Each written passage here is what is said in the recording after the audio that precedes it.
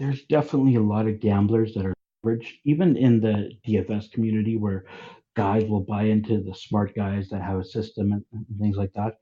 And I guess the same with poker. That a lot of guys buy into the high risk poker players that have that analytical mind that can grind things out.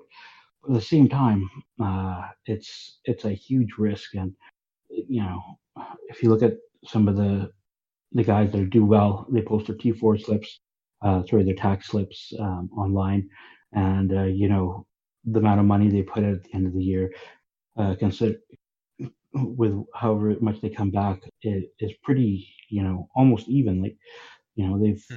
bet gambled 1.5 million, but they've won 1.8 million, so they've made $300,000. But can you imagine if you're putting it in every week and you're on Yeah. a losing streak? Yeah. These guys can ride it out. It's crazy.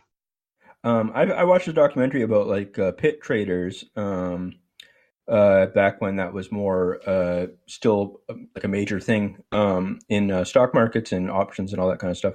And one other thing that was just astonishing was that a lot of the people that did the kind of pit trading, actual like people that worked on the floor, didn't have the kind of money that you would think. Like a lot of them were just kind of employees kind of thing that did it for a long time. But I mean, they were their own business, but like they kind of built it up over time. But the thing is that was interesting is that a lot of them are wagering huge amounts of their own money on margin and just to facilitate the trades.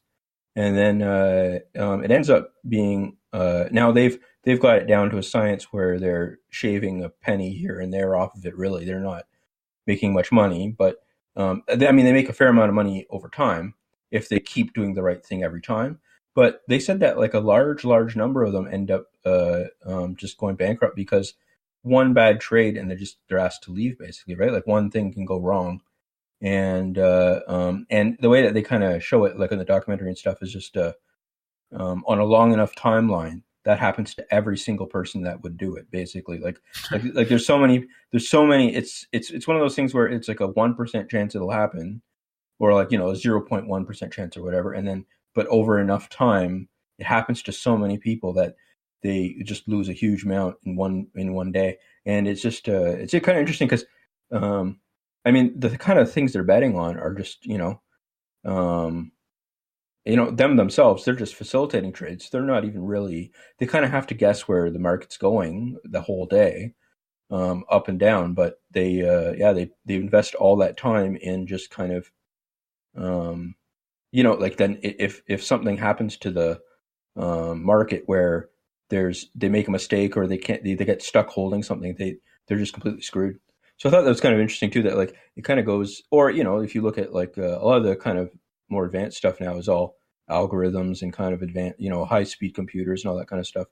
And at the end of the day, a lot of that is just, it's they're feeding information into it, but a lot of it is just guesses. Like it's the same kind of thing as like the poker, as you were saying, that they try to get like that 51% chance of making money or something and just kind of run with it. So it's, Exactly. it's As long amazing. as Yeah.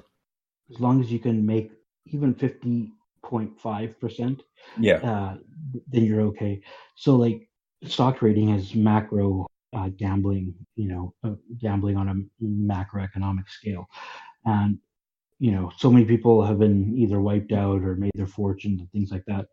But you know, I think that the average guy is investing in blue chips and looking Yeah. for their retirement and stuff like that. Once they start getting into gambling on the market and they get that rush, it just becomes like that thing where you're betting on sports and you're seeing stocks go up or stocks go down. The average guy, 95% of us, don't have enough information to make enough Yeah. money Sure. on in the short term, Yeah. right? That was the Which thing that was, oh, sorry, that was the thing that was amazing about, like in the early 2000s, late 90s and stuff when, day trading became a thing where you just saw really just huge numbers of people try to make a living at it, just doing like stock trading online and stuff, just with a lot of it on margin, like a lot of it not their own money. And I mean, it worked in some situations just because the stock market was going up so much in different kind of like rallies and stuff that it made it look to some of them that they were making a lot of money, but just a lot of those people ended up getting wiped out the same way because they just didn't have the skills. But it's just amazing. I went to the bookstore the other day and I was looking at some of the personal finance books, and one of them said 100 stocks to pick for 2019 or something like that. It was like their, and it's like, imagine how long ago the information in the book was, and imagine how, like just